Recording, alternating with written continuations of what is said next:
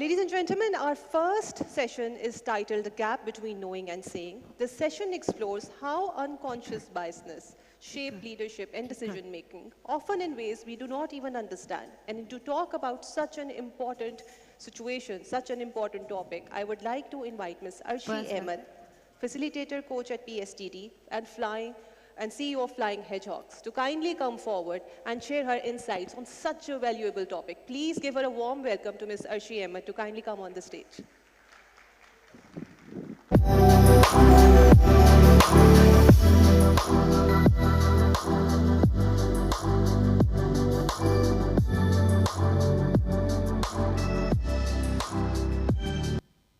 Assalamu alaikum, everyone. How are you?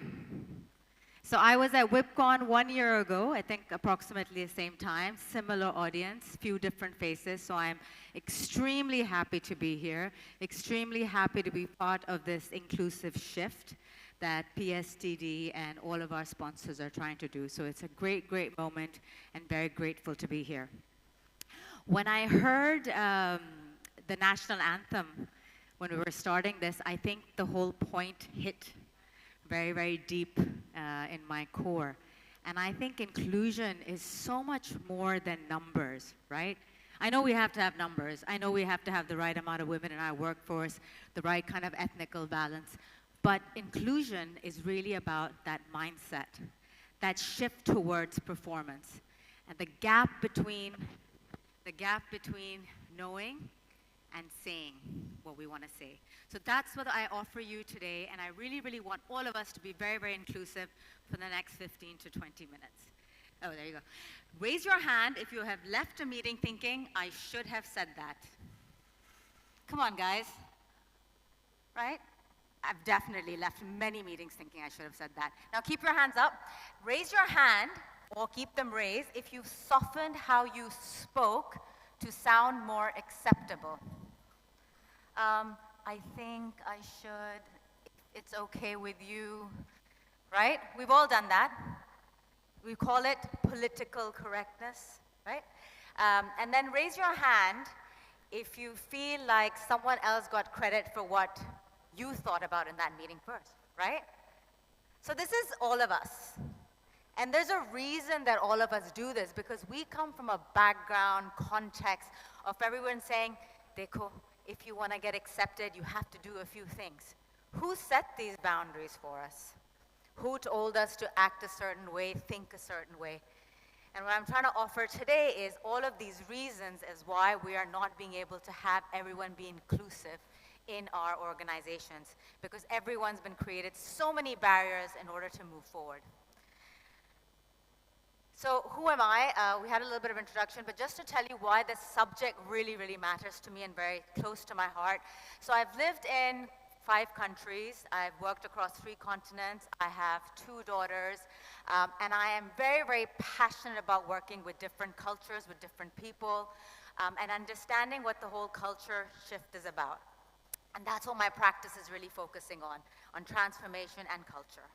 Why this is really important to me is when I realized, after being in corporate for 22 years, I realized the most important things that happen are not in the boardroom. They happen by the coffee shop. They happen outside, when people are sort of discussing, what's next. Because you realize that there's so much intelligence in an organization, but you don't see it necessarily in the boardroom. There's so many people who've got ideas and creativity and, want to bring that to them, but they're too scared. They're too intimidated. They don't think they're good enough. And that's when I realized that the most important things that happen do not always happen in the room. And it is our job, we've got some leaders sitting here today, we've got some team members, and our job as all of them is to bring that inclusion from outside, from that coffee little corner, into the room, so that everyone can talk and everyone can speak. So I'm going to talk to you about 4 things, not more than 4 things, and I'd like you to please try to remember the 4 things that we talk about today. The first is, people don't arrive silent, okay? So you hear a lot like, shy hogi, thodi si, maybe not very strategic, she's a little quiet, that is all biases. Not everyone arrives in the room silent. What has happened to them before, their background, their context, how they grew up, really impacts the way they show up. And that is what we're here to do as leaders of organization, is to bring that out of people who've had that background and context growing up. So I'll give you an example, and I remember this so vividly. I was about 12 years old, and it was a big, family gathering in Karachi, and everyone's talking politics. And I'm 13, I don't know much about politics, but I had a point of view. And I said my point of view, and my puppo said, "Beta, ye bade logon ki baat hai." Right? So basically, don't get into this discussion. It's not for you to come into. And we do that. We do that every day to the youngsters in our organization, to people who we don't think are good enough to contribute. We almost snub them away. And that stays with you. People don't always come to a room silent. There are things, there are backgrounds that have created us to be who we are. And if you look at everybody tomorrow when you go back to work and you think they're a bit quiet or they're not saying something, help them bring it out. That is your job. That is our role within organizations. So what's the first point, guys? People don't always come to the room silent. There's something they're holding, right? So a little bit of data. Data is always nice, So this one really startled me. This is part of a Clover Pop research, that 85% of the employees said they actually have once, at least in their careers, held back something critical. So if they were intimidated, they were worried, they were scared of making a statement, they were scared to bring the data to the front because they thought they would get in trouble for it. 85%. Now, as a GM, as a CEO, what would you like better? Would you like to know, or would you like to think, oh no, this does a great job? It doesn't matter if they do a great job. What matters to the organization is to have all your points all the way accurately and honestly talked about through an organization. So that's huge, okay? And we have to ask ourselves why people do that. The second one is a part of Google research that said basically 86% of the teams which are inclusive do a much better job at performance. Now you would ask why? Why? Because if you have 3 Fahads, I'll use Fahad because he spoke before me. If you have 3 Fahads in the room and 2 Hinas in the room, you're going to have views from Fahad and Hina, okay? But we want Fahad, Hina, Bisma, Saqib, we want everyone in the room to give those ideas. We want the whole team to be giving creative ideas, and that's what makes an effective team. That's what inclusion really is about, how everybody in that seat plays a role. Not just clones within the boardroom, but every individual plays a role. And the last one, which is like my pet peeve and my personal passion, is women are 2 times 5 less likely to voice their thoughts. We know where this comes from. Again, it's context. It's our backgrounds. It's even cultural. So we have to break this barrier. As a man leader, my offer to you is in your next meeting, call them nicely, call them out. Say, Sidra, do you have something to say? I'd love to hear your opinion. Sidra, I know you were working on someone else. I don't know who Sidra is, by the way. I'm just saying Sidra. I want to know your opinion. I really value it. Bring them out of their shell. Make them part of it. Get them to see that it's not just about being scared. Whatever their value is going to be appreciated by you. Second, so this was the second hand up that we all did. It's called self-editing is often rewarded as professionalism. So when you're writing an email and you're like, acha, you delete it. Is this rude? Is this polite? Is this effective? We have started overthinking so much that we have regulated the actual context of the conversations we're trying to have. Everyone's like, ye to bilkul professional nahi hai. Say it like this, do it like this. We've been trained in this mode. I can tell you the amount of emails I have written that sound exactly the same. because I had a boss who was very particular about emails, okay? Now, why does this matter? When you self-edit yourself, sometimes you take away the real crux of the issue. You take away the real creativity of a solution because you're trying to downplay it. You're trying to make it sound less, okay, manage expectations. How many times have we heard that? Zyada nahi offer karke aana. You know, just calm down. We are taught to always protect ourselves. And when we do that, we are giving up some of the real strength that we have, which is our thoughts, our creativity, our, spontaneity. We're losing spontaneity. So again, I ask you, in your next email or in your next conversation, can you get rid of some of that barrier?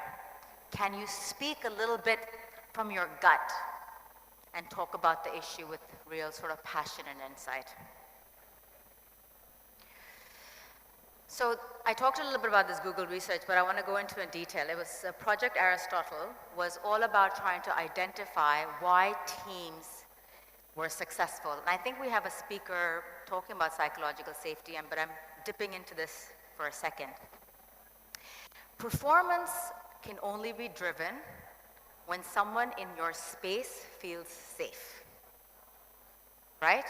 You can be talented, you can be, like a superstar, you can know all your data materials, you could be loved by an organization, but if you do not feel safe to say, do, and even feel whatever you want to, you will not perform at that level. Because there will be something blocking you. The inability to be able to voice an opinion, the risk-taking attributes. If you do not feel safe in an environment, then that environment will not help you excel. So there's a lot of conversations around how to build psychological safety, and I think we have someone maybe talking about it later. But the number one thing is first find out whether people in your organizations, your teams feel safe. First step. How are they doing? Can they talk in front of you? Can they actually voice their opinions in front of you, or are they too scared? So the number one thing is to find out, is my team feeling safe? When truth doesn't surface early, it costs performance. So imagine, I'm super scared, I'm like a 25-year-old, I've just started work, okay? The boss is kind of like scary looking. Now, I know something has happened, but I'm like, aaj nahi batate, like maybe tomorrow. Maybe by tomorrow something will fix. So they'll delay it. Now tomorrow you're like, somebody said they'll help you fix it. You're like, okay, let me not tell the boss yet. Let me get somebody to help me fix it. So you keep delaying it because you're not feeling safe. Then by the third day, you actually go, the boss actually screams at you, then you're back into the cycle. And the next time you won't even tell him, somehow. So the third day, when somebody goes up and says, okay, fine, I messed up, the person should be like, it's all right, next time, bring it to me earlier. We'll work on it together. So when the truth does not surface early, it costs us and organizations performance. So guys, I want to do a quick word cloud with you, and I'll tell you a little bit of context about it, but if you can scan it, and give me some words, okay? So what makes people scared to speak up at work? What is it? What is it? What is actually making you scared? I'll tell you mine. Mine is like, I don't like being wrong. Like I have a real issue, like my ego or something gets really affected. So I have this expert thing in me. I like to do things in detail, so I just don't like being wrong. So I don't speak up unless I'm 100% sure sometimes of what I'm saying. So I want to hear you guys. Do I click this or you guys will put that up? So keep doing it. Has everyone scanned it? Yes? Okay. Fear. Oh my God, fear. But fear of what? And I'm sure everyone's got things around. So fear of being wrong, fear of being judged, fear of rejection, breaking protocol, sounding stupid. I love that one. Someone gets offended, demotivation, being snubbed to look stupid. Now, how much of this, one question. Are you guys here? Do I have you? Okay. So how much of this is self versus others? Read it. Fear, fear, fear, fear. It's all you, as in me. It's my fear. It's not my boss's fear. My boss, I didn't walk into the office first day and said, you should be scared of saying stuff to me. No, it's my fear. And where does that fear come from? Talking to people, people's opinions, people's biases, your last boss, your last friend who said, ye nahi bolna. We keep fear in us. So this is all self. Judgment, reactions, stupidity. What if you weren't stupid saying that? What if what you said actually made such a big difference to the organization? Can we not take those risks, is my offer to you today. Can you, the next time when you're like, oh my God, I might sound stupid, take the risk and see what happens? What's the big deal? You're not gonna get kicked out for it, I can tell you that. Well, depends on how stupid it is. I'm joking. So take the risk. See what happens when you take fear head on. Okay? Any other fears? We're not opening it to Q&A, but anyone really passionate about telling me if there's any other fears that they want to discuss? Good? Okay, we can take it up later in the Q&A. Okay, Mariam, I'm switching back. Right, so this is the fourth point. You see a boardroom, you see a little golden seat. Now, I think Fahad also mentioned this, that we all have, as a GM, I had a ratio target of how many women to employ. All my organizations, when I worked in the UK, we had an ethnicity target as well. So, you know, organizations are working really hard to bring inclusion and force people as well, which is great, because that's only when we know the impact. But my point here is, it's not about who is present in that boardroom, it's about who can influence the room. So for a second, think about the concept that you have the right gender balance in that room, you have the right ethnicity, you have the right age profile. But what if there's only one person in that room who actually can influence anybody else? Because the rest of them are just, you know, too scared or too sort of been told that this is the person who's going to be listened to, so you don't have to talk. So inclusion doesn't matter then in those stages. And I think that's the point to drive. The inclusion is not just about numbers. It's about your mindset. I had a leader I was coaching the other week. I just thought about this. And he said, you know, Arshi, I've built a diverse team. I'm super proud of myself. I was like, fantastic. You know, that's great. Tell me about it. And he's telling me about the girl, the CFO, and all of that. I'm like, fantastic. I said, and I joked, and I said, well, his name is Muhammad. I said, so Muhammad, who influences you the most in your team? And he started laughing. He says, oh, no one really. So he's built a fantastic, diverse team around him, but can anybody really stand up to him? Can they challenge him? Then does inclusivity matter? How many numbers we have on the seat? It doesn't matter. So don't get just obsessed with numbers. Numbers are good, they're great targets, but get obsessed with people bringing themselves to the room, not just sitting there to say yes to the boss. Okay, so I just want you to do a small little exercise on your notepads if you can. That's all right.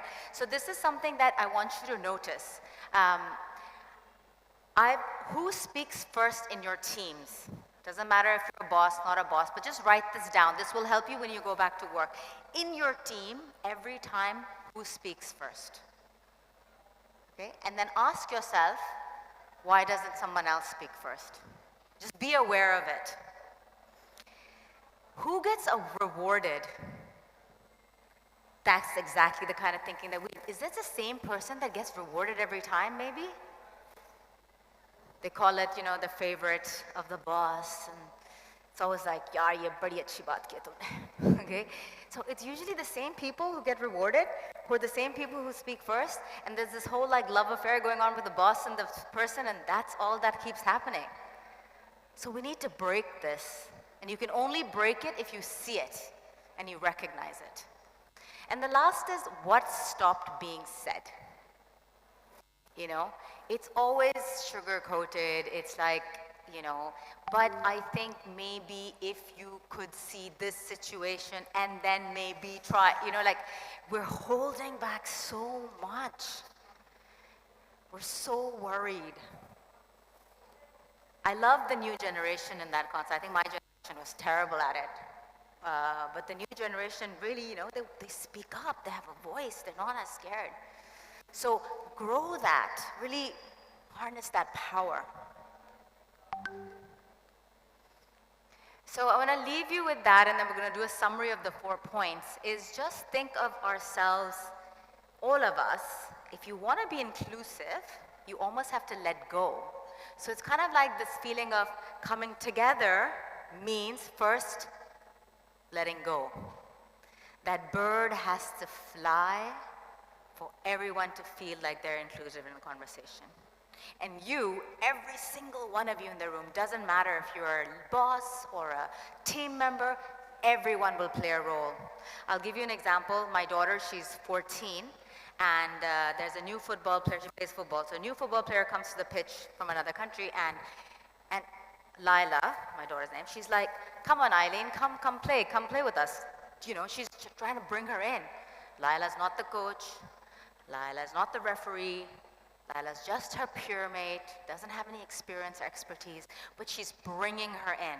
Bring your friends in, bring your colleagues in, ask them why they didn't say something. When they tell you that really good idea later at the coffee corner, just say, why didn't you say it before? Talk to me, tell me, what happened? If you can impact that one person, that's how it starts. So I really invite you to offer that to your, sorry, one side back. All right, very quickly. The first one, people don't arrive silent, they learn what is safer not to say. So my action for you, please, ask, what are we not hearing? Who sees this differently? The second one, self-editing is often rewarded as professionalism. Reward honesty. Don't just reward the first one who speaks up. Reward the person who had the guts to tell you that, boss, I think this number looks really unachievable. Reward them. Say, well done for being honest. When truth does not surface early, performance suffers later.